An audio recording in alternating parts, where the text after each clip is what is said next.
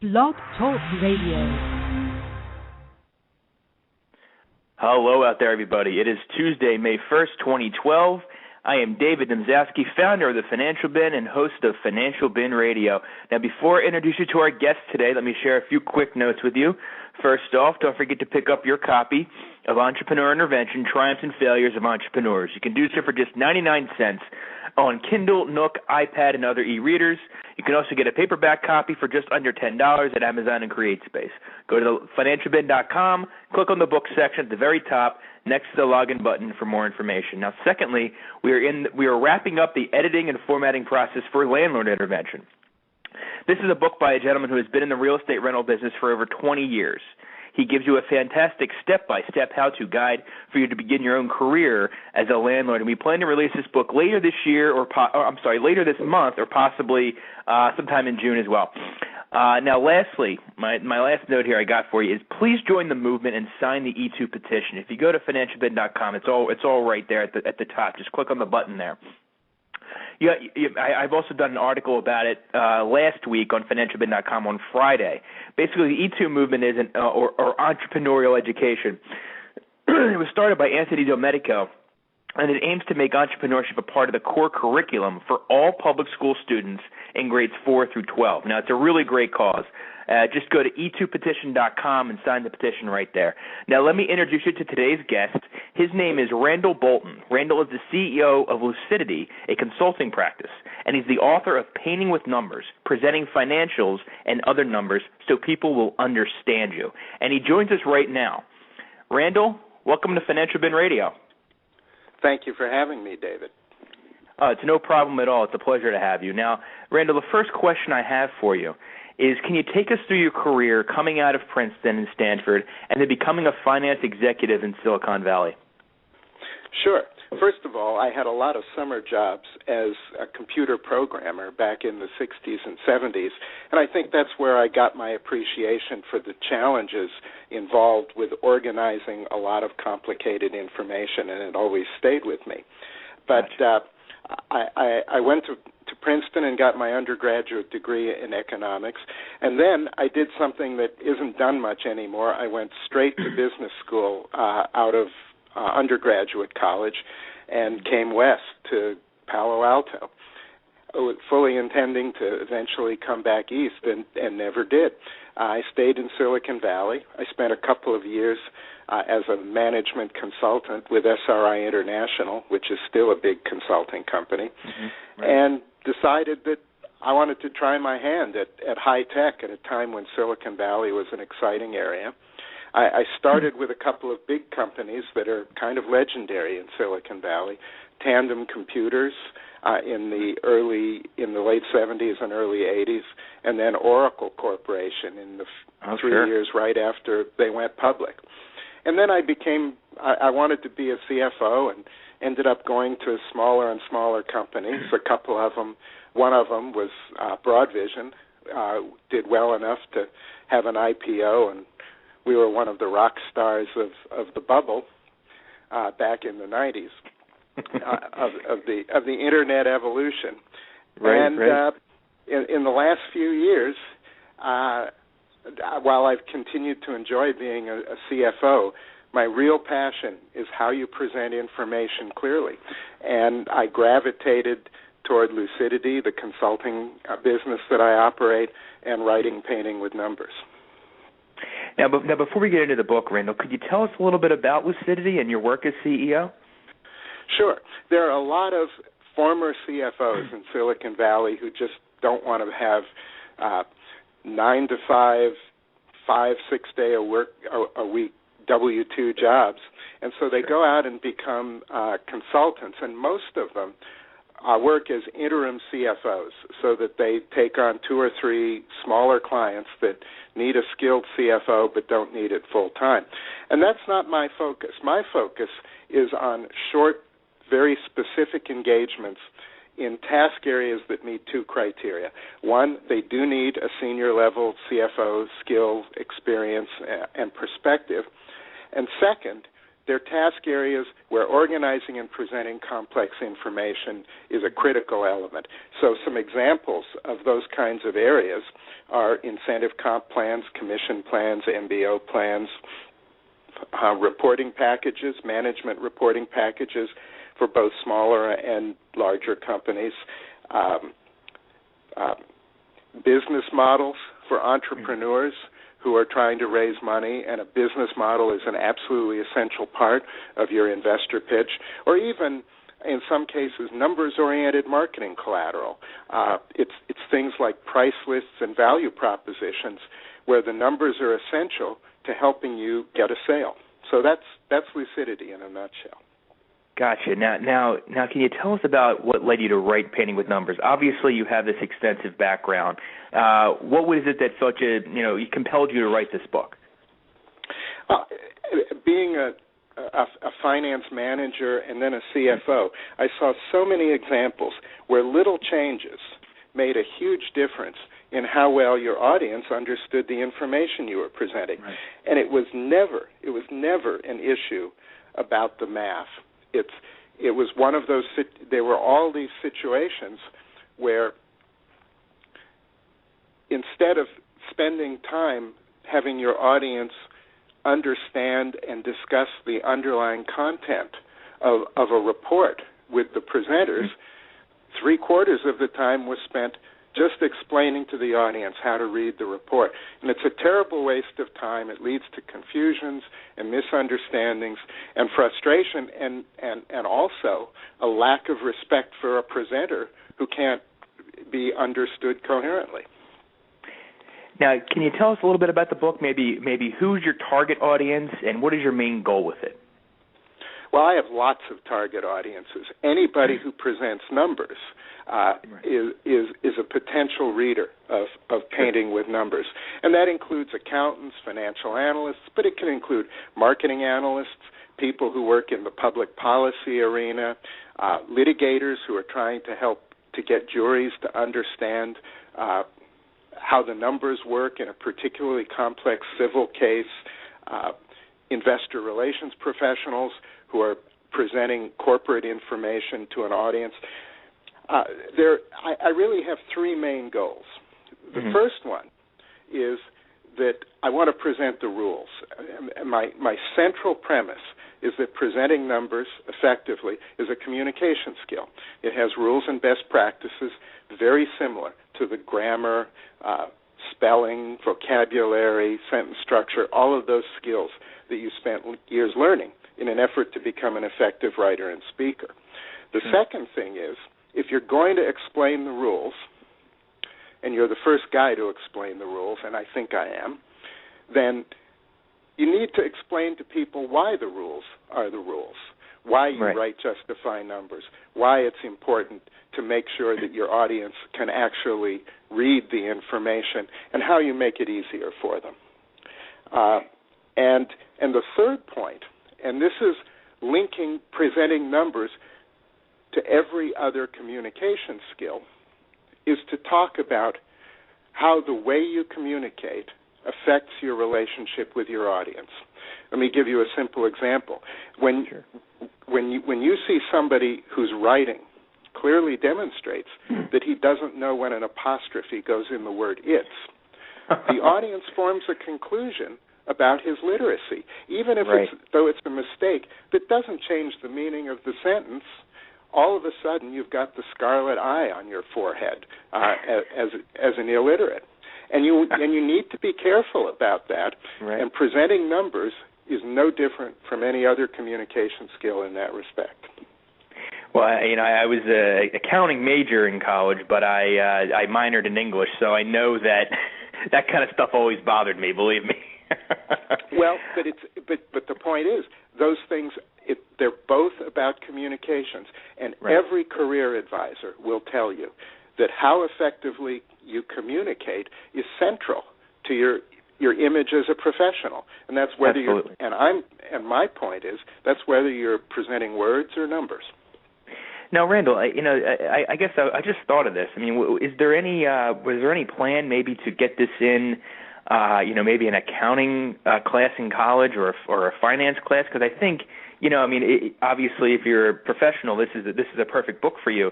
But I think maybe try to get before people go into a regular job, get them doing it on a regular basis. I really think that I read the book myself. I just really think there's a lot of great points, especially in terms of PowerPoint and things like that. What are your thoughts? Oh, I completely agree with you. And David, I know you put that in the review that you published today, which, by the way, I found very flattering. Thank you for your kind words. No problem at all. Your point is right on. And any professional, actually, this was something I was saving for the end of our conversation. But Sure. like every other communication skill, how you present numbers is critical to your personal brand image. And there are some people where presenting numbers is a central part of your job. You're an engineer or an accountant or a marketing analyst, and for those people, it's central to how effectively you're perceived as a communicator. And there are a lot of other people for whom presenting numbers is not a huge part of their jobs, but if that's the case, when they are presenting numbers, it's usually because the stakes are really high. Right. It's how many board of directors presentations have the people in the audience for this interview given that didn't involve at least a few numbers, for example? Absolutely. You're applying for a mortgage, or you're trying to make a sale, or something like that.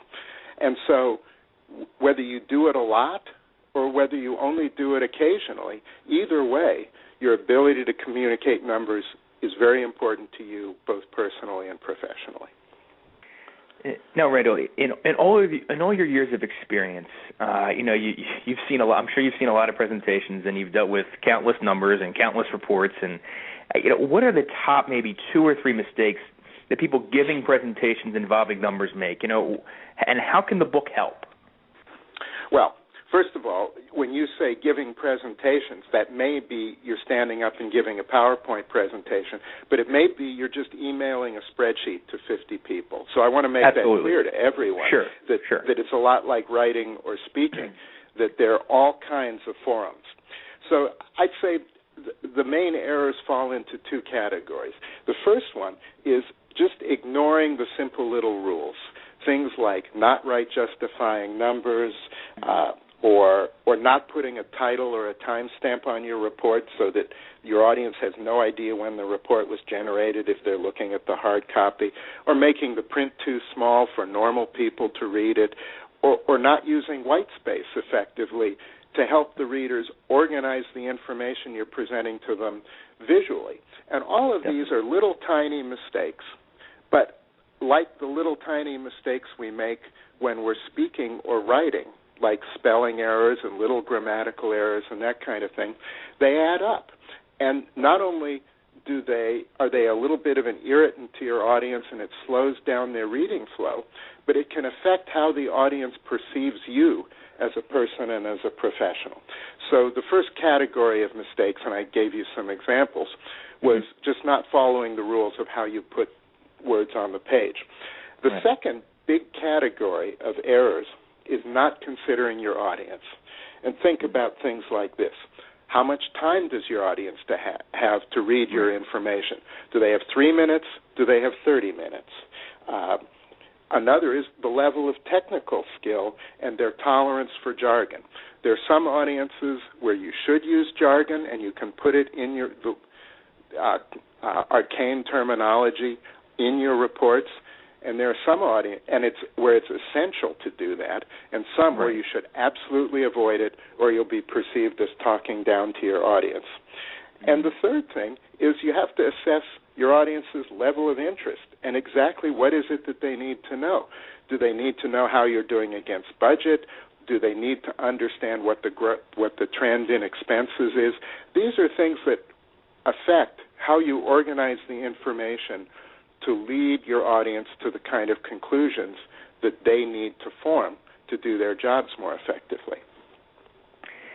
Randall, what kind of feedback? I know you guys. I think you just because I know I got my book a couple of weeks ago, so I know you guys had just released it. Correct? You had just had a print. Yeah, it's been in print for about a month. Okay, yeah. So what kind of feedback and media coverage have you received so far about the book? Well, I'm very pleased with that. First of all, I've had 3 or 4 reviews. Yours was one of them, and I appreciate that. No problem. What's interesting about those reviews is that there are different areas. It's clear to me that your review and Financial Bin in general is focused on young professionals who are trying to Correct. get ahead in life and develop financial independence. Other reviews have been aimed at engineers who are presenting information or at C-level executives who are principally not the presenters but the audience for the information, or it's their staffs who are presenting the information. So one of the things that gratifies me is that the reviews cover the gamut of the audiences that I'd love to have for Painting with Numbers. And I've written some articles and had some articles written about the book that look at all of these perspectives from all of these different constituencies. One of the ones I liked is an article that appeared in a blog for entrepreneurs who can only be part of a website if they've raised X million in venture capital. So I'm gratified by the range of coverage, and it's been flattering. So I'm looking forward to more of it. Well, I really enjoyed the book personally because, in addition to Financial Bin, I also have a full-time job and I'm an auditor. So it really helped me in kind of organizing my thoughts when I'm presenting to, the higher-ups or my boss or just communicating with people and things like that and publishing my own audit reports. So I want to thank you for that because it's really helped me in my job. And kind of along those lines, obviously I'm a member of Generation Y. I'm 27. So if you give the members of Generation Y one tip, what would it be? Sure. The tip is that presenting numbers effectively is a communication skill. It's central to your personal and your professional brand image, just as your ability to speak clearly and to write eloquently is. You should think about presenting numbers in exactly the same way. And the second thing that I'd want to say to the audience is you can do this. It's not about the math. Right. There is the first sentence of my book is this book is not about numbers. It's about presenting numbers. Right. And that's an important distinction to remember. In one sense, Painting with Numbers is a 300-page long pep talk to people who think they're not good enough at math to present numbers effectively, and nothing could be further from the truth.